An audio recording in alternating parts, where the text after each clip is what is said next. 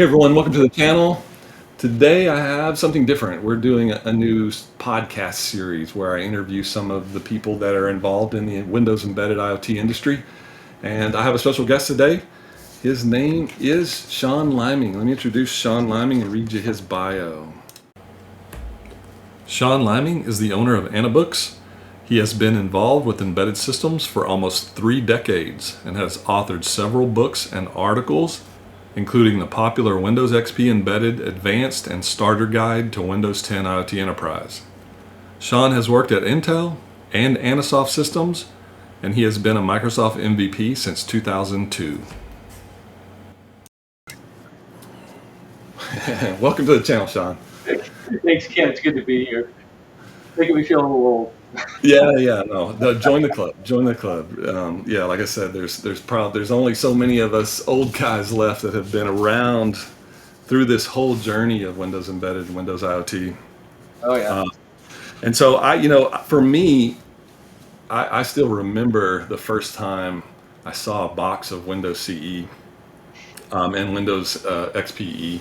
And again, I was involved with DOS and that stuff, but I just distinctly remember Windows Embedded, a box or a CE box, and I remember thinking, what is that? And I know for you, I'm curious, when did this show up on your journey? When did you see CE and Embedded first? It's funny you bring that. I think I still have some of those boxes someplace in my. Yeah, probably me too.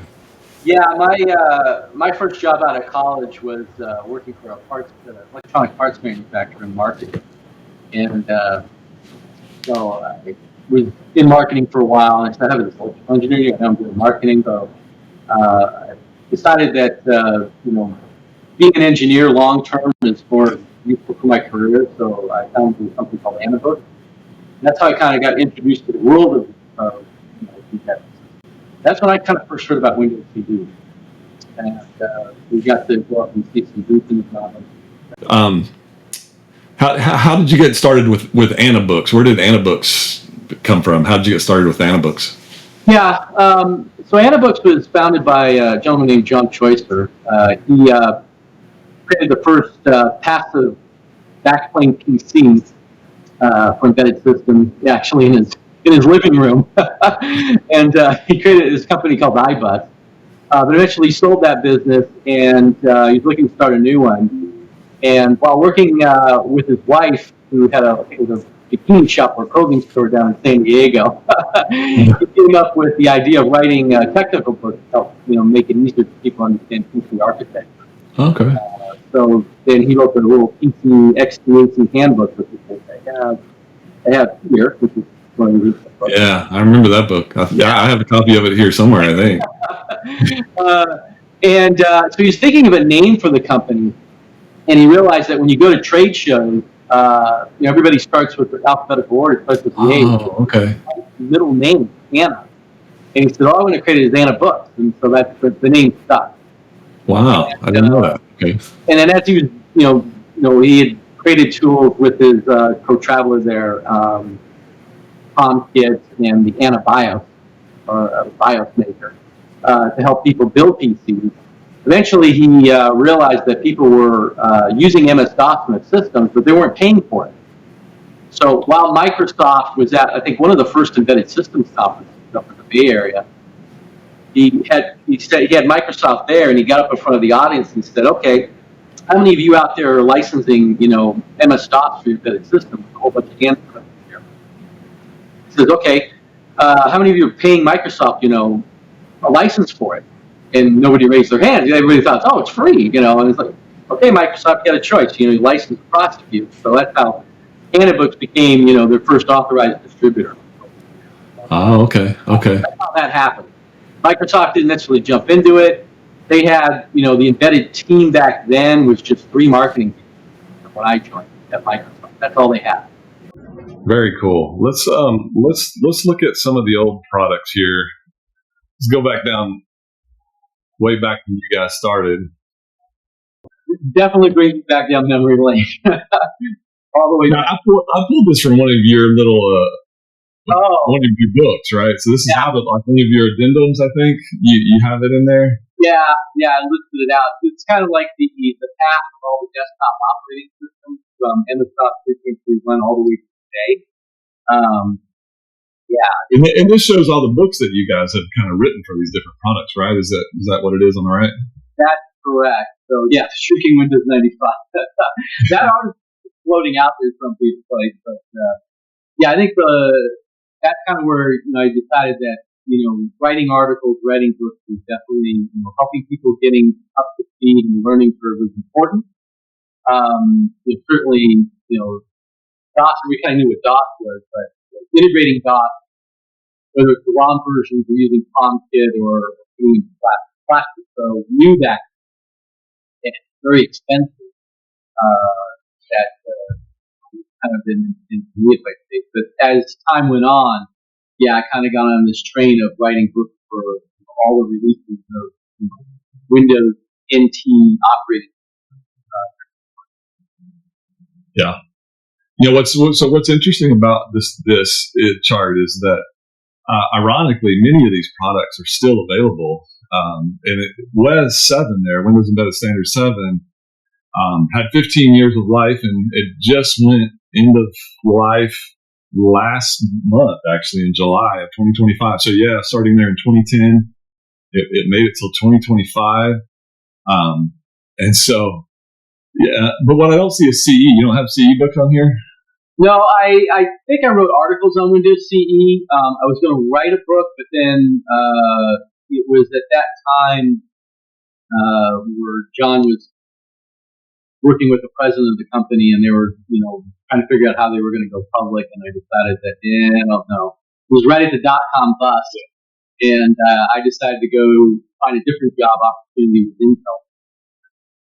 So do you help people with CE at all, or you just didn't write a book on it, or is it just CE's not your thing? Yeah, Windows CE, or the early days, obviously, with Windows CE, was really a lot of marketing strategy and differentiation for Annabooks versus competitors. A lot of the competitors that we had, they worked directly with Microsoft on Windows CE development, and we hadn't. And so we were kind of like the very old stepchild that, okay, we're new shiny guys, and that's how Microsoft operated. So when they came out with Windows CE 2.0, what I decided to look at, okay, 2.0 supports x86. All of our customer base were on MS-DOS. They're on x86. They're going to migrate. The problem was there wasn't a lot of device drivers, and being able to boot Windows CE without DOS, that was another thing. So to differentiate ourselves, we came up with, a bootloader. So we made the extra license DOS, and we came up with some device drivers. Access to a hard drive, floppy drive. Right. That, eventually we called that a dump truck. So, yeah. Marketing strategy and developing that. So yeah, a lot of it for me back then wasn't necessarily writing. It was being product management, product and marketing. Really differentiated, and it brought in a lot of stuff. Yeah, an interesting story I have is specifically about DOS 622. Is it had an extremely long life cycle, and it went end of life, I want to say, in 2014. And so I almost want to say 20 years of life, which is one of the longest lives of all of these products. Most have 15, and these days it's 10 years. But back in those days it was 15. But DOS lasted till 2014. I still remember we had a couple of customers that were surprised when it wasn't available anymore. There was one that was making a little blood analyzer machine. I don't even, didn't have a screen or anything. But it ran on DOS 622, and they were shocked when it went end of life in 2014. Yeah, I got a bunch of those phone calls. I'm like, really, DOS? Why would you end of life that? If somebody's willing to pay you money, yeah, why end of life it? You don't have to support it. It's there. You can even though it's a little bit of money, there's no overhead or expenses unless there's something in the back end. Yeah. NT Embedded, the last book I sold on NT Embedded was 2012. So again, they last a long time, but like XP Embedded, I saw customers on XP Embedded. I get phone calls XP Embedded. I mean, we still have customers today that are buying Windows 11 IoT Enterprise and downgrading to XP Pro. Yeah. And not many with the componentized XP version. Yeah. Since that one's gone away, but we definitely have a ton of people who are on Wes 7, and we had a number of them that are again shocked that Wes 7 is end of life. And I always find that interesting because the end of life date is published on day one, and when you're designing a device, and I know you help customers in sort of designing theirs or locking it down or customizing it.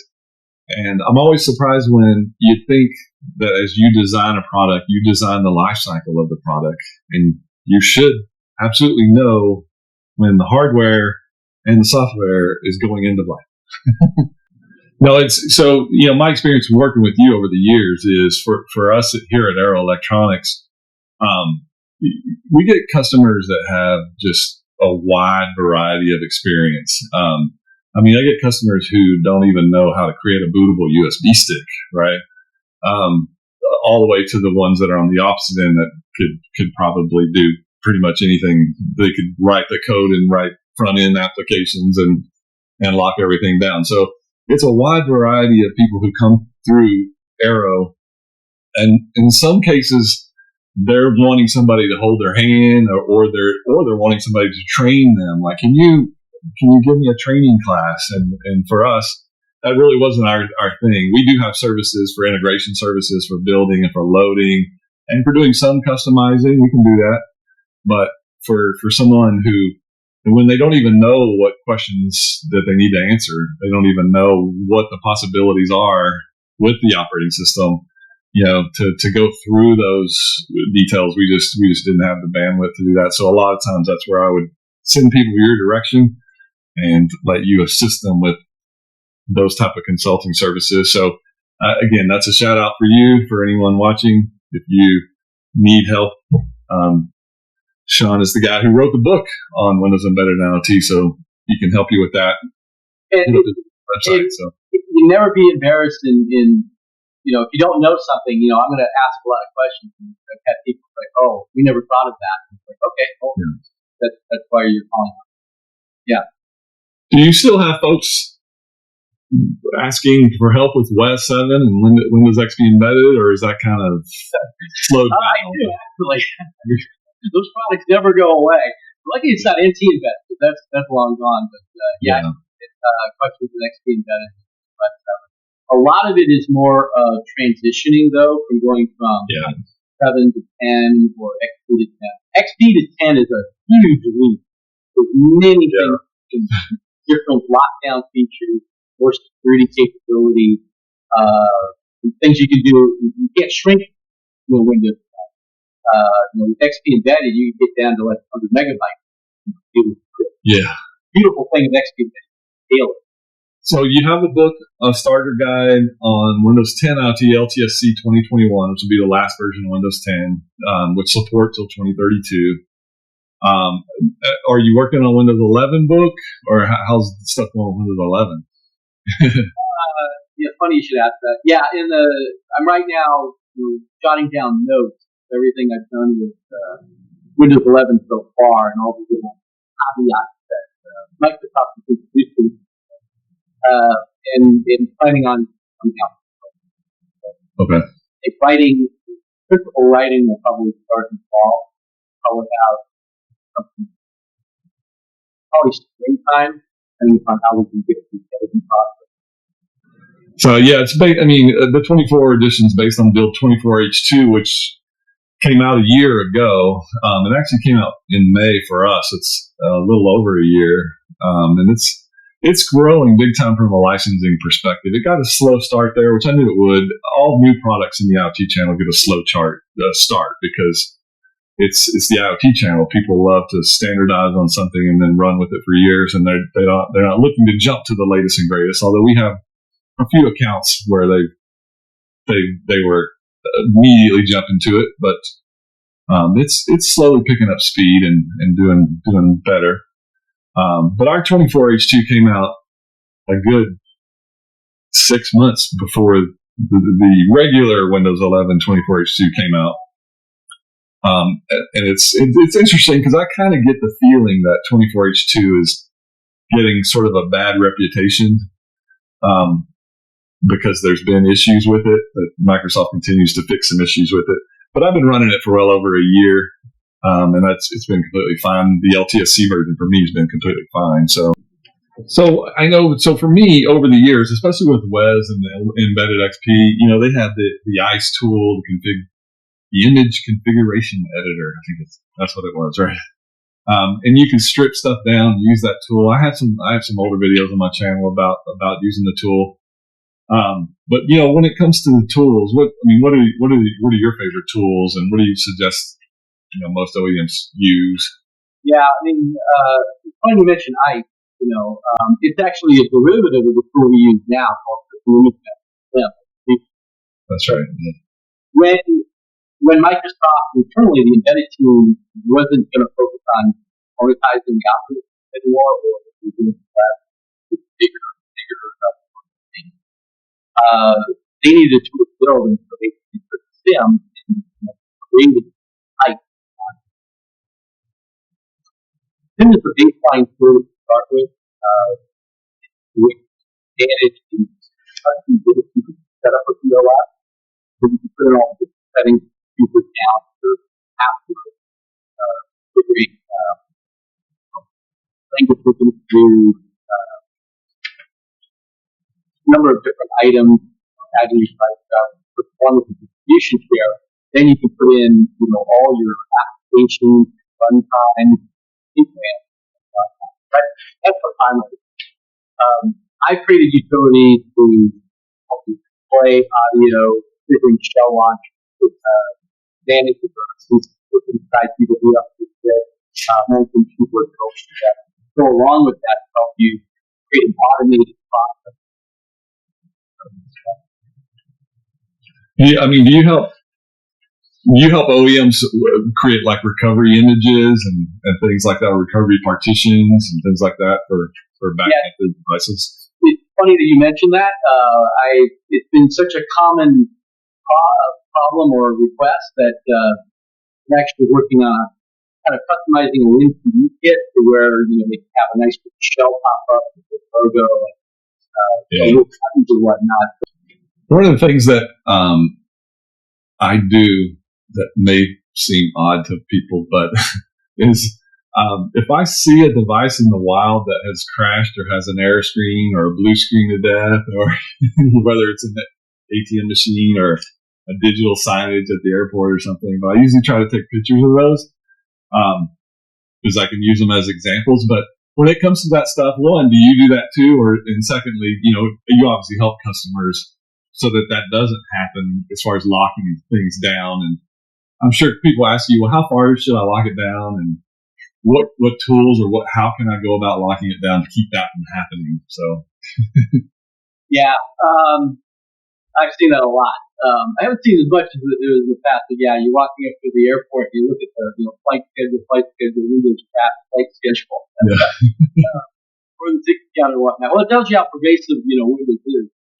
Would you consider Unified Route Filter the most difficult feature to set up, or is there another feature that's more difficult to set up? It is one of the most difficult to set up. I think probably more the top one now is application controller. WDA is what they call it, never call it application controller. It's really application controller. Yeah.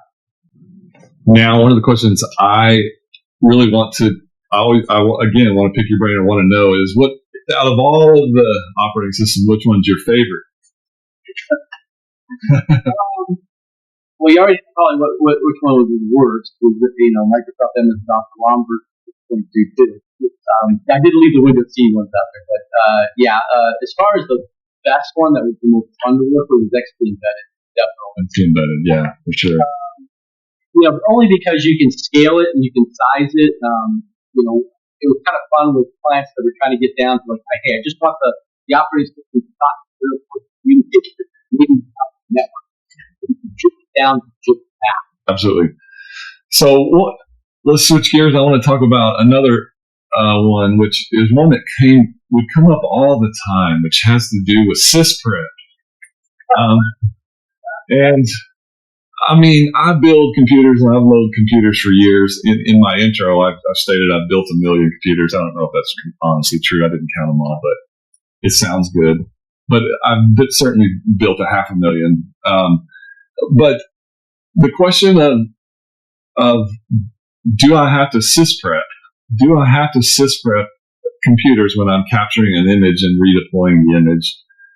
And we know the Microsoft answer, which is yes, you have to sysprep.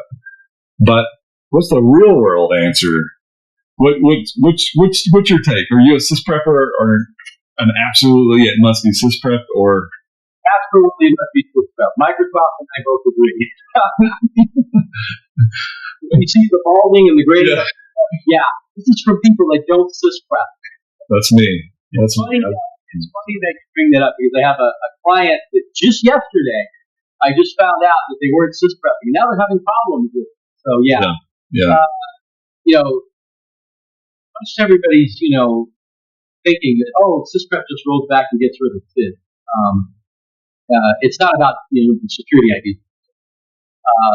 And even though I know, much apologies to Mark is son of this at Microsoft. I think I knew him before he came to Microsoft. Understand that he can upgrade the SID tool because he now works at Microsoft. That's no-go area legal stuff. The SID tool, yeah. Yeah. I understand that, but the reality is that SIDs do matter. From the effect that you're going to connect to a network or maybe whatnot. But it's more than just SIDs. I mean, we're clearing out a lot of security features, and because Microsoft now is tying Windows to the firmware, coupling it from security, sysprep decouples it from that device so that you can then copy it from the system. Failure to do that is kind of what I'm running into in other times. Yeah. All of a sudden, they can't boot. There's corruption. There's corruption. Sysprep? No. Okay. One of the reasons. They're lucky they don't do it. I've had it where people boot up as a blue person. And for the record, everyone, yes, sysprep. It's sysprep. In my own personal life here at home, I don't sysprep everything, but and there's other advantages. There's other advantages to it too. You can take advantage of the sysprep unattended answer file, which will then you can automate in manufacturing different things that maybe you had to do manually and let that answer file script perform different actions. And some of the things I had to do is I had to turn off Windows Update, or in some cases because of folks wanting to support different drive sizes. Maybe one time it's storing 1 terabyte, then they're going to go for 2 terabytes.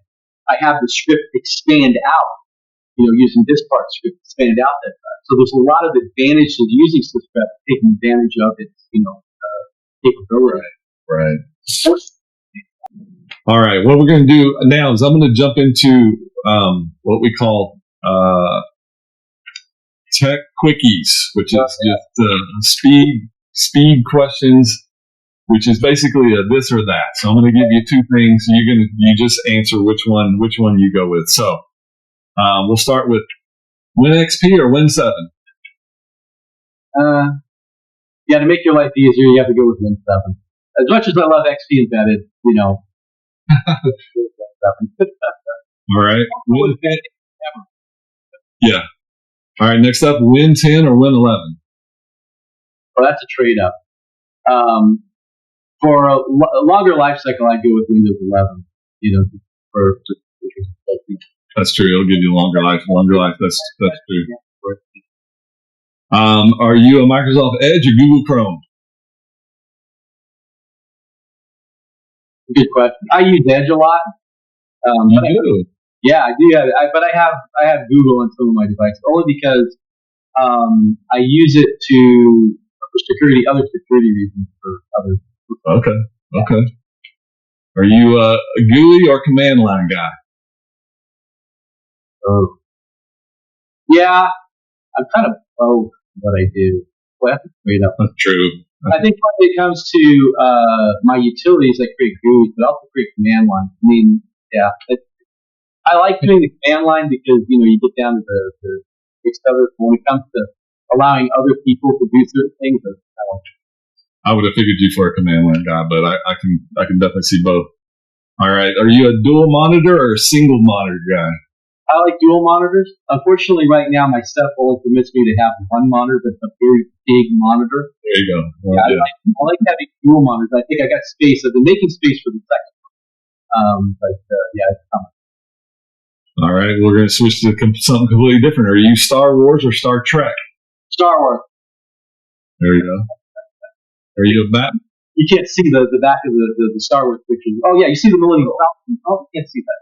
Yeah, no, you can't see that. Picture back there. Are you a Batman or Superman guy? I don't know. I think Christian Bale turned me into a Batman. Pretty good. Pac-Man or Donkey Kong? Oh, Pac-Man.